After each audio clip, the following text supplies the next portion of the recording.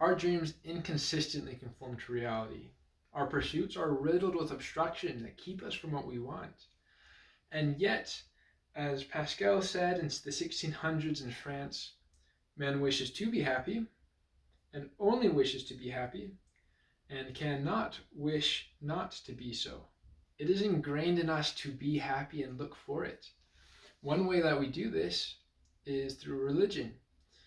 As a Christian, my purpose today is to explain why Christians believe that we can be happy regardless of the situation. And this begins with a few different principles, one being God. God is believed to be omnipotent. He created the earth and everything that's in it, including 3 unbreakable laws. The first is the laws of physics. No matter how rebellious a person might be, if he walks off a cliff, the consequence is inevitable. Though he refuses to fall, he will. The second law is the law of time. Time, and C.S. Lewis explains this very well. He says in his book, The Great Divorce, written in 1945, the hero traveled into the past and there very properly found raindrops that would pierce him like bullets and sandwiches that no strength could bite, because, of course, nothing in the past can be altered. The third law is the law of justice, which also, though it may be confusing, is an unbreakable law. This is the law of consequence. When there is a debt, there must be a payment. When someone breaks a law of the land, there must be some sort of punishment. And this leads us to the second principle, which Shakespeare describes very well. In his book Hamlet in 1603, he says, "'Tis nothing good nor bad, but thinking makes it so." This refers to a God-given principle of agency, which is the ability to choose happiness or sadness, regardless of anything. Dan T. Gilbert in 2002, in his research called Decision and Revisions, describes this term of agency in 2 different words. He says natural happiness and synthesized happiness. Natural happiness is what you get when you are wanting that result. It's what happens, it's when things happen the way that you want it to happen. Synthesized happiness is when you make good with whatever does happen in the end. It's when you lose control of the situation and yet you make it good anyways. And he makes it really clear that these are both very real types of happiness, and synthesizing is just as real as natural happiness. In spiritual terms, Christ said through a prophet about agency, we are free to choose liberty and eternal life through the great mediator of man, or to choose misery and death according to the devil. It is our choice, and this is an incredible power.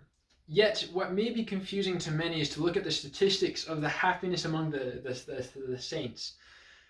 60% of all Christians have been or are currently depressed, according to Adam C. Pace's study called Self-Depression in the Christian Faith in 2018. And this returns us to this concept of justice. When there is a debt, there must be a payment, and that payment is most often mental and physical, and according to Christians, can be eternal if there is no payment made. This is why we refer to people as sad or depressed when we consider ourselves as sinners. So why is it then that Christians claim that we can be happy regardless of the situation? That is the question. Now, the answer is we believe that Jesus Christ paid off the justice. Now, how? He died for us and suffered greatly for us. What makes his death different? That's what always confused me. Jesus Christ is perfect. That is believed, that he has made no wrong. Therefore, when he walked about doing good and people abused him, mocked him, even to the climax where they killed him, everything, all justice and all men were put subject to him.